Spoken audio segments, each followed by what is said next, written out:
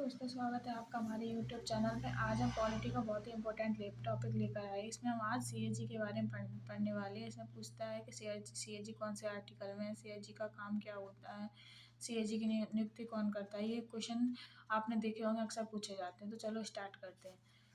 CAG को कहते क्या है? हिंदी में कहते हैं नियंत्रक एवं महालेखा परीक्षक, और इसे इंग्लिश में क्या कहते हैं? Comptroller and audit general of India, short में सीएजी कहते हैं। ये पूछा जाए कौन से भाग में, तो भाग 5 में अनुच्छेद 148 से 151 तक सीएजी की बात की गई है। पूछा जाए सीएजी का पद कहाँ से लिया गया, तो सीएजी का पद भारत सरकार के अधिनियम 1935 से लिया गया है। मोस्ट इंपोर्टेंट से याद रखना, पद कहाँ से लिया गया है? भारत सरकार के अधिनियम 1935 से लिया गया है। इसकी नियुक्ति पूछी जाए, नियुक्ति कौन करता है, तो इसकी नियुक्ति राष्ट्रपति मंत्रिमंडल की सलाह पर करता है। इसको याद रखना, इसकी नियुक्ति राष्ट्रपति मंत्रिमंडल की सलाह पर करता है।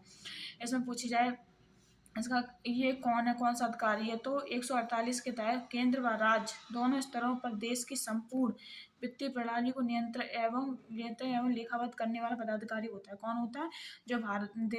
जो केंद्र और राज्य की जो वित्तीय प्रणाली को नियंत्रित और लेखावत करने का अधिकारी होता है। इसे मोस्ट इम्पोर्टेंट है, इसे याद रखना। इसे भारत सरकार के सार्वजनिक धन का संरक्षण या वित्त का सर्वोच्च संरक्षण और धन का पैरी भी कहते हैं। ये भी मोस्ट इंपोर्टेंट है, पूछा जाए धन का पैरी किसे कहते हैं, तो सीएजी को धन का पैरी।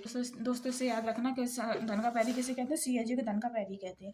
इसे लोक सेवा समिति का आंख व कान भी कहा जाता है। ये भी मोस्ट इंपोर्टेंट पूछा है, लोक सेवा समिति का आंख व कान किसे कहा जाता है, तो सीएजी को कहा जाता है। विपक्ष और सीएजी के मध्य सामंजस्य यह होता है, अगर किसी की लेन देन में गलती हो तो उसे विपक्ष को बताना। इसका काम का होता है सीएजी का, मतलब जो विपक्ष का जो नेता होता है और सीएजी के बीच यह होता है कि किसी की लेन देन में गलती होगी तो उसे विपक्ष को बताना। जैसे विपक्ष को जो लेन देन में गलती होती है तो उसे विपक्ष को कौन बताता है? सीएजी बताता है। इसका कार्यकाल क्या है? इसका कार्यकाल है 42वें संविधान संशोधन 1976 के तहत इसका कार्यकाल 6 वर्ष या 65 वर्ष की आयु जो भी पहले निर्धारित की गई हो, तो इसका वैसे कार्यकाल पूछा है 6 वर्ष या 65 वर्ष, जो भी इसकी आयु पहले हो गई हो तो पहले हट जाएगा, अगर नहीं हुई तो 6 वर्ष तक रहता है ये, जो भी पहले हो जाए। इस पर महाभियोग की प्रक्रिया न्यायाधीशों के समान ही होती है। जो न्यायाधीशों को जो महाभियोग की प्रक्रिया चलती है वही इस पर चलती है। इसका वेतन के बारे में पूछा जाए तो वेतन 44वें संविधान संशोधन 1978 के तहत सीएजी के वेतन में कटौती नहीं की जा सकती। मोस्ट इंपोर्टेंट पूछा जाए किसके वेतन में कटौती नहीं की जा सकती, सीएजी के वेतन में कटौती नहीं की जा सकती है। इसका वेतन संचित निधि से मिलता है। कहाँ से मिलता है? इसका वेतन संचित निधि से मिलता है। अगला है अनुच्छेद 149 से 151 तक सीएजी की शक्तियों के व अधिकारों का वर्णन किया है। कौन सा आर्टिकल है? 149 से 151 तक सीएजी की शक्तियों व अधिकारों का वर्णन है।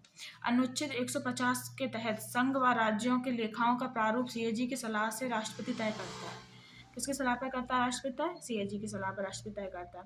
अनुच्छेद 151 पूछा जाए क्या है, तो अनुच्छेद 151 के तहत संघ और राज्य के लेखाओं से संबंधित प्रतिवेदनों को सीएजी राष्ट्रपति व राज्यपाल, सीएजी है जो राष्ट्रपति और राज्यपाल को सौंपता है, मतलब राज्य में राज्यपाल को सौंपेगा, केंद्र में राष्ट्रपति को सौंपेगा, तथा राष्ट्रपति और संसद के तथा राज्यपाल राज्यों के विधानमंडल के समक्ष रखता है। जैसे पूछा जाए जो सीएजी है वो राष्ट्रपति राज्यपाल को जो लेखाओं संबंधी प्रतिवेदन सौंपता है, फिर राष्ट्रपति उसे संसद में रखते हैं और राज्यपाल उसे विधानमंडल के समक्ष रखता है, जिसकी जांच लोक लेखा समिति के द्वारा की जाती है।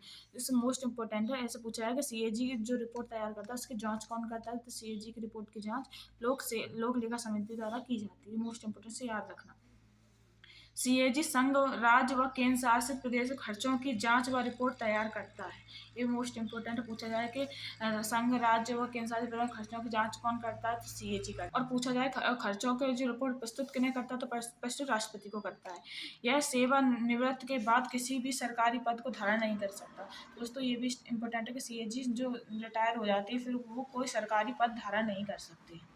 देश के प्रथम सीएजी पूछे हैं तो कौन थे? तो देश के प्रथम सीएजी नरहरि राव थे। और वर्तमान में कौन से हैं? तो वर्तमान 14वें जो सीएजी हैं वो गिरीश चंद्र मुर्मू हैं। जो गिरीश चंद्र मुर्मू पूछे हैं कहाँ के, पहले कहाँ पर काम करते थे, तो पहले जम्मू कश्मीर के उपराज्यपाल थे सीएजी।